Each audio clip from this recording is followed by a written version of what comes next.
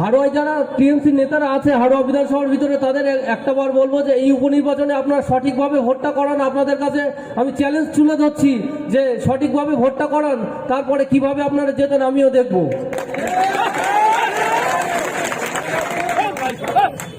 আপনারা সকলে জানেন ভারতীয় সংবিধানে আমাদের ভোট প্রক্রিয়ার মৌলিক অধিকার এটা আছে ভারতীয় সংবিধানে।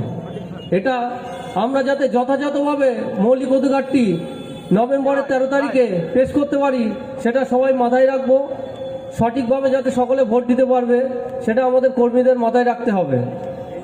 এবং সরকারকেও বলবো এবং সরকারের কর্মীদেরকেও বলবো যে আমাদের যেমন মৌলিক অধিকার আছে, আপনাদের ডিউটি আছে যে ভোটটা সঠিকভাবে গণনা করানোর। এটা যাতে সঠিকভাবে যাতে গণনা করা, এটাও আপনাদের কাছে আমি আবেদন রাখছি। আর আমি পিয়ারুল ইসলাম, হাড়োয়ার ছেলে। আপনারা আমাকে কেন ভোট দেবেন, কি কারণে ভোট দেবেন? 2011 সাল থেকে আজকে 2024 সাল, আপনারা জানেন হাড়োয়ার বাইরে থেকে, সে বারাসাত থেকে এর আগে মরহুম হাজী নুরুল ইসলাম প্রার্থী ছিলেন, তার ছেলে রবিউল ইসলাম মনোনয়ন জমা দিয়েছেন। তা আপনারা সকলে জানেন যে যখন প্রার্থী ছিলেন উনি, বা এখানে এমএলএ ছিলেন, এমএলএ থাকার পরে পরিযায়ী পাখির মতো এসছে আর গেছে। হাড়োয়ার যেসবগুলো ছিল, যেগুলো টাকা পয়সা যেগুলো আছে সেগুলো শুধু লুট করেছে, এখান থেকে নিয়ে গেছে। হাড়োয়ার টিএমসির নেতারা এগুলো টাকাগুলো প্যাকেটজাত করে ওখানে পাঠিয়েছে, এটা এদের কাজ।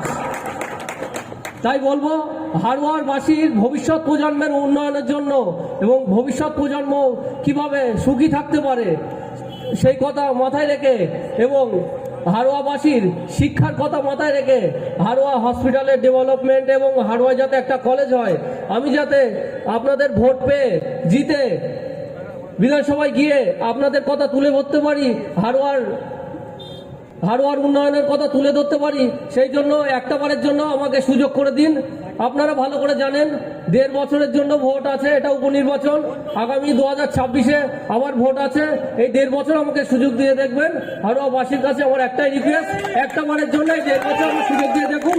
আমি যদি না পারি আমাকে আবার চেঞ্জ করে দেবেন, এটাই আমার করজোড়ে হাড়োয়াবাসীর কাছে, দেগঙ্গাবাসীর কাছে আবেদন। মূল্যবান বক্তব্য আপনাদের সামনে পেশ করব। আপনারা অবগত থাকবেন কিছুদিন আগে লোকসভা ভোট হয়ে গেছে। লোকসভা ভোটের গণনাও বসিরহাটে হয়েছে, সেই গণনাতে আমি ছিলাম।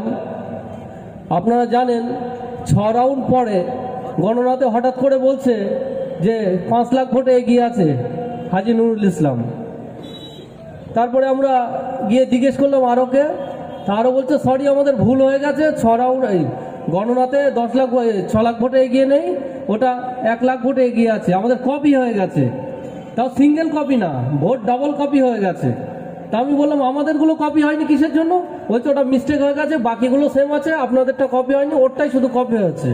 তাহলে এই টিএমসি পার্টি দুর্নীতির কোথায় চলে গেছে, চরম শিখরে পৌঁছে গেছে। আপনারা দেখেন যে ওখানে গিয়েও আরোর সঙ্গে সেটিং করে না গণনা করলে তারা জিততে পারবে না। তাদের আজকে এই দুরবস্থা। এই বলে আমি আমার সংক্ষেপে বক্তব্য শেষ করছি। আইএসএফ জিন্দাবাদ, ইন্ডিয়ান সেকুলার ফ্রন্ট জিন্দাবাদ, নওশাদ সিদ্দিকী জিন্দাবাদ, ইনকিলাব জিন্দাবাদ। ধন্যবাদ আমাদের প্রিয় প্রার্থী পিয়ারুল ইসলাম সাহেবকে।